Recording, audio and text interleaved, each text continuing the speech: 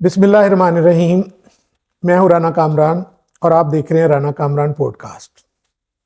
मेरी तरफ से आप सबको अस्सलाम वालेकुम। नाजरीन, कामयाबी इंसान को मुकद्दर से तो मिलती ही है, लेकिन उस कामयाबी के लिए इंसान को मेहनत मेहनत और मेहनत, इसके सिवा कोई और चारा नहीं है। तो आज हमने इसी मेहनत की अमली तस्वीर, जो हमारे साथ आज के हमारे गेस्ट हैं, वो PMS 2023 के टॉपर, MBBS के स्टूडेंट और MBBS करने के बाद उन्होंने ये जर्नी कैसे किया, क्या उनकी सक्सेस स्टोरी में क्या क्या प्रॉब्लम्स आई, किस तरीके से वो इस मकाम तक पहुँचे हैं। तो उसके लिए आज हमने स्टूडियो में दावत दी है PMS 2023 के टॉपर डॉक्टर ज़ीशान इरशाद साहब। अस्सलाम वालेकुम सर। वालेकुम। क्या हाल है जनाब? अल्हम्दुलिल्लाह, खैरियत है? ठीक ठाक है। अच्छा डॉक्टर साहब, सबसे पहले तो आप ये बताएं कि आपने MBBS किया और MBBS के बाद आपने CSS और PMS अटेम्प्ट किए। उसमें PMS के फर्स्ट अटेम्प्ट में आप टॉपर बन गए। ये सक्सेस स्टोरी जो है वो कैसे इस लेवल तक पहुंची? क्या आपने उसमें बैक एंड पे आपके क्या थी और क्या इंस्पायरेशन थी, क्या चैलेंजेस थे कि जिसकी वजह से आपने ये एक first attempt, that is very great honour for you.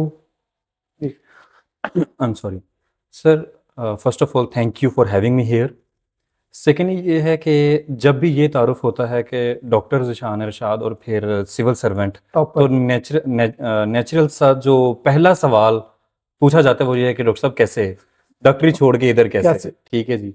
उसमें ये है, बड़ा इंटरेस्टिंग सा वाकया है। मैंने बेसिकली क्लिनिकल हाउस जॉब अपनी की है 2020 में। ठीक है। और सर ये वो टाइम था जब कोविड-19 पेंडेमिक अपने अरूज पे थी, और बीइंग अ हाउस ऑफिसर और हाउस जॉबियन मैं मोस्ट जूनियर डॉक्टर था। ठीक है जी। हमारा जो हेल्थ सिस्टम है वो ओवरऑल वैसे ही तनज़्ज़ुली का शिकार है, ज़बूं हाली का शिकार है। आप सरकारी अस्पतालों में चले जाएं तो आपको बखूबी इदराक होगा इस बात का। लेकिन जब एकदम ही पेंडेमिक लेवल की वबा आ जाए तो हम हेल्थ सिस्टम जो है वो कोलैप्स कर गया। बेड्स की शॉर्टेज, मेडिसिन की शॉर्टेज, हम लोग बड़े वल्नरेबल भी थे। बहुत से डॉक्टर हजरात शहीद भी हुए कोविड-19 पेंडेमिक की वजह से। तो मैं अपने आप को बाज़ औक़ात बहुत हेल्पलेस महसूस करता था कि अपना 100% देने के बावजूद जब एक इंसानी कीमती जान को अपने सामने मरते देखना और उस बेबसी का एहसास कि वेंटिलेटर ना होने की वजह से और बेड्स ना होने की वजह से मैं नहीं बचा पाया, तो despite giving my 100% best as a doctor, उस वक़्त मैंने ये सोचा कि एडमिनिस्ट्रेशन में जाके ये जो एडमिनिस्ट्रेटिव चैलेंजेस हैं हेल्थ केयर सिस्टम में, बजाय अपने आप को रिस्ट्रिक्ट करने के कि मैं टिपिकल डॉक्टर पेशेंट रिलेशनशिप के रोल में और फ़कत एक रोल तक महदूद कर लेने के, एक बड़े प्लेटफॉर्म पे जहाँ एडमिनिस्ट्रेटिव रोल में इस सिस्टम को थोड़ा सा अपने हद तक काविश की जाए बेहतर करने की। So that was the basic turning point in my life when I seriously started thinking about it. और सर उसमें ख्वाहिश इस लेवल की थी कि उस ख्वाहिश के नतीजे में अर्जेंसी इतनी थी कि मेहनत इतनी की कि अल्लाह ताला ने उस मेहनत को रंग लगाया और टॉप पोजीशन से नवाजा। अच्छा डॉक्टर साहब, अब ये मुझे बताएं कि इस पूरी जो तैयारी आपने दौरान की, इसके आपको क्या चैलेंज और क्या आपकी इसमें तैयारी की स्ट्रेटजी और वो जो हम कह सकते हैं कि आपको एक टॉपर बना दिया जिसने? अच्छा सर, जो रूटीन या स्ट्रेटजी की अगर आप बात करें तो उसमें ये है कि टाइमली डिविजन्स एंड क्लासिफिकेशन। मैं हमेशा एक प्लानर ज़रूर बनाता था और उसमें अपने लिए मैनेजेबल फ्लेक्सिबल डेडलाइंस फिक्स कर लेता था कि मैंने इन पर्टिकुलर मंथ्स में यहाँ तक मैंने सिलेबस कवर करना है। इन पर्टिकुलर महीनों में मैं पहली रिवीजन करूँगा, फिर सेकेंड और फिर एग्जाम के एक्चुअल ग्रैंड मॉक। उसमें एक तो मुझे ये फ़ायदा होता था कि मेरे सामने एक क्लियर कट पिक्चर मौजूद होती थी और मुझे हर रोज़ सुबह उठ के ये नहीं सोचना पड़ता था कि आज मैंने क्या पढ़ना है या कल क्या पढ़ना है। मेरे सामने दीवार पे लगा हुआ एक कैलेंडर होता था और उसके सामने स्पेसिफिकली पहले मंथली और फिर वीकली प्लानर की ये चीज़ें करनी है। सेकेंडली, मुझे रियल टाइम में अपनी प्रोग्रेस ट्रैक करने का मौका मिलता था कि ये सब्जेक्ट हो गया, अब ये सब्जेक्ट हो गया है, अब ये हो गया है। तो उससे एक Okay. मेंटल सेटिस्फेक्शन भी आती जाती थी कि I am moving in the right direction. ठीक है, ये एक पर्टिकुलर मेरी स्ट्रेटजी थी। ठीक हो गया। अच्छा डॉक्टर साहब, अब जो है आपने तैयारी की, पेपर दिए, वो लम्हा जो जब रिजल्ट आया और आप रिजल्ट आपने देखा, और आपको क्या यकीन था कि आप टॉप करेंगे, और नहीं हुआ, तो फिर जब वो आपको टॉप की खबर मिली तो देन आप अपनी फीलिंग्स थोड़ी सी शेयर करें कि क्या फीलिंग्स। अच्छा, जहाँ तक आपके पहले सवाल का ताल्लुक है कि आपको पता था या यकीन था, तो यकीनी सी बात है ये ज़ात बारी ताला के मामला है, उसके डेफिनेटली बारे में हमें नहीं पता नहीं होता। पता। लेकिन एक चीज़ ज़रूर है सर, वो मैंने इसके लिए कोशिश ज़रूर की। ठीक है। अपने वालिद साहब को मैंने सिर्फ़ एक शख्स के साथ शेयर की थी ये बात, वो मेरे वालिद साहब थे, और उनके साथ भी मैंने इसलिए शेयर की थी कि मेरे हक़ में दुआ कीजिएगा तो कि मुझे पोज़ीशन मिल जाए। हाँ, मतलब एसी तो सारे बन जाते बन हैं, जाते मुकाबले हैं। के इम्तिहान सारे क्लियर करते हैं, मेरे साथ 40 बैचमेट थे, वो सारे ही असिस्टेंट कमिश्नरान हैं, लेकिन जो पोज़ीशन है वो एक बंदे के एक पास बात। है। तो मैं उनसे कहा, खुसूसी रिक्वेस्ट किया करता था दुआ के लिए कि मेरे हक़ में दुआ कीजिएगा बतौर बाप, कि मैं मेहनत भी कर रहा हूँ, लेकिन ये है कि एसी भी बन जाएँगे, लेकिन पोज़ीशन अगर आ जाए तो क्या ही बात है। और जहाँ रिज़ल्ट अनाउंसमेंट का ताल्लुक है, तो वो भी बड़ा इंटरेस्टिंग सा वाक़या है कि मेरे दोस्त का फ़ोन आया मुझे, एक्सपेक्टेड भी था कि आज रिज़ल्ट आएगा। अच्छा। तो उन्होंने मुझसे पूछा कि आपका नाम मोहम्मद ज़ीशान है? मैंने कहा जी। आपके वालिद साहब का नाम इरशादुल हक है? मैंने कहा जी, बताएँ क्या हुआ है? आपका डोमिसाइल फलान डिस्ट्रिक्ट से है? जैसे कोई शख्स कहीं से चीज़ें पढ़ रहा होता है। अच्छा। तो मैंने कहा जी, बिल्कुल। वो मेरा दोस्त है, वो जानता भी है, तो मैंने कहा बताओ ये मामला क्या है? अब मुझे इतना पता था कि नाम आ गया मेरा लिस्ट नाम आ में। गया। जब उन्होंने कहा कि आप फलानी डिस्ट्रिक्ट का डोमिसाइल है, मैंने कहा जी। उन्होंने कहा मुबारक हो, आपने टॉप किया है, और कॉल काट दी। तो दैट वाज़ द मोमेंट। एक बड़ा ओवरवेलमिंग सा एक्सपीरियंस था। Of course. मेरी खुशकिस्मती ये थी सर, कि उस वक़्त बाय चांस मैं वालदा के पास ही बैठा हुआ था। Very good. तो मैंने उनको बताया कि माँ जी, मैं जो है ना वो असिस्टेंट कमिश्नर सेलेक्ट हो गया हूँ। तो वो जो है ना उनकी आँखों में आंसू आ गए। तो फिर जब मैंने उन्हें बताया कि मैंने मुकाबले के अंदर टॉप कर टॉप लिया, भी किए। तो वो बच्चों की तरह रोने लग पड़ी। तो वो फिर हम दोनों जो है वो वालदा की बगल-गिर होके, फीलिंग ज़ाहिर वालदा बात है। की फीलिंग्स और उनकी दुआओं का सदका था। तो ये मेरे लिए सबसे एज़ाज़ की बात थी कि वालदा मेरे पास उस वक़्त मौजूद थी, and she was the first one to hear the news. अच्छा, अब सर ये तो लम्हा आ गया, लेकिन अब हम कुछ आपके बैक साइड पे चलते हैं, रिजल्ट से पहले की, कि तैयारी के दौरान आपने क्या चैलेंजेस फेस किए। जब आप तैयारी कर रहे थे सर तो डेफिनेट आप जॉब भी कर रहे थे, सर तो तैयारी के दौरान आपको क्या चैलेंजेस जो बुनियादी तौर पे आपको फील हो कि वाकई that are the real challenges और मैंने इनको ओवरकम करना है। सर, चैलेंजेस तो बहुत ज़्यादा थे, लेकिन 2 की चैलेंजेस का मैं यहाँ पे खुसूसी तौर पर ज़िक्र करूँगा। नंबर 1, ये ड्यूटीज़। ओके। मैं एक बुनियादी तौर पर मैं डॉक्टर हूँ, medical officer, EMO, emergency medical officer के तौर ओके। पे मैं काम कर रहा था एक सरकारी अस्पताल के ओके। इमरजेंसी में।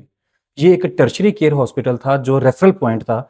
इर्द-गिर्द के जो डीएचक्यूज़ थे वो भी अपना पेशेंट जहाँ पे रेफर किया करते थे। ओके। डिवीज़न थी। सरकारी अस्पताल के इमरजेंसी का आपको आइडिया है कि वहाँ पे किस कदर रश होता है। बिल्कुल। मरीज़ के ऊपर बहुत मरीज़ है, ज्यादा। और फिर लड़ाइयाँ हैं कि पहले हमारे मरीज़ को देखें, ये वो। तो हम एक बड़े टेंस माहौल में ऑपरेट कर रहे होते हैं। 6 से 8 घंटे की इमरजेंसी ड्यूटी के बाद आप इमोशनली इतना ड्रेन हो चुके होते हैं कि आप बैठ के पढ़ नहीं सकते, लेट अलोन क्या मुकाबले के इम्तिहान की तैयारी। एक तो ये चीज़ बड़ी चैलेंजिंग थी, इस रूटीन के साथ एडजस्ट करना, और कंटिन्यूअसली ड्यूटीज़ चेंज होना। मॉर्निंग शिफ्ट आ जाती है, मैं उसके साथ अडॉप्ट करता हूँ, फिर इवनिंग शिफ्ट में चले जाता हूँ, फिर नाइट शिफ्ट में ठीक है। कंटिन्यूअसली चेंज होना। तो वो एक फ्लेक्सिबिलिटी वो नहीं थी, मैं अडॉप्ट करता हूँ तो चेंज हो जाता है। चेंज हो जाता है। दूसरा ये है कि सर पर्टिकुलरली जो एडमिनिस्ट्रेशन थी वहाँ की, हॉस्पिटल एडमिनिस्ट्रेशन, और पर्टिकुलरली जो एचओडी थे, they were not very cooperative. Okay.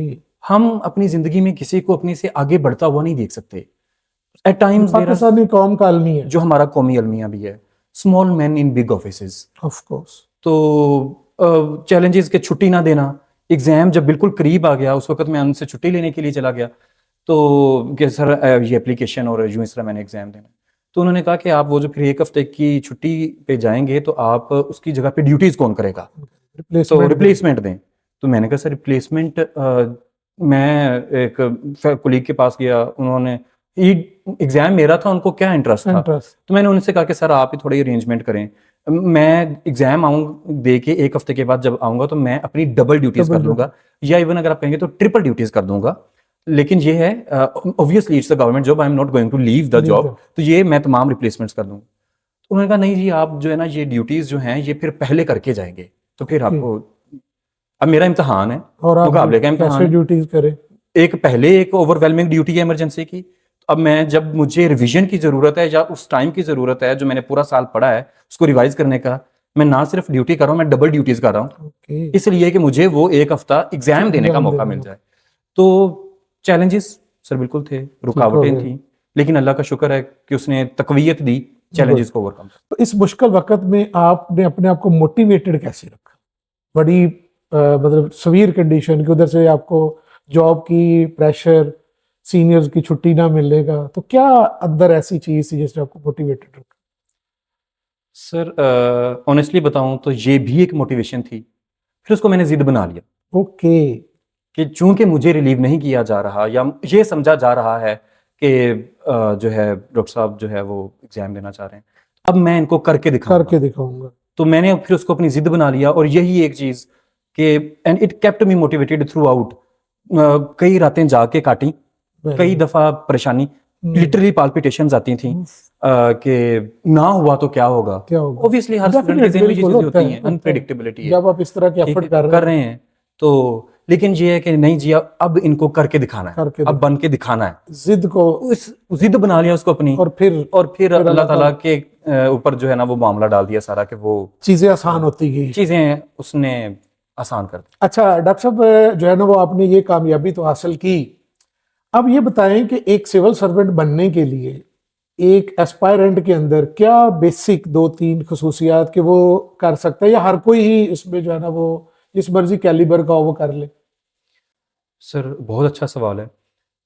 Calibre मैं ये समझता हूँ पर्सनली, हर बंदा ही पोटेंशियल है, किसी की लर्निंग की स्पीड कम ज्यादा हो सकती है, कोई लेट पहुंच सकता है, लेकिन ये नहीं कि वो कभी भी नहीं पहुंचेगा।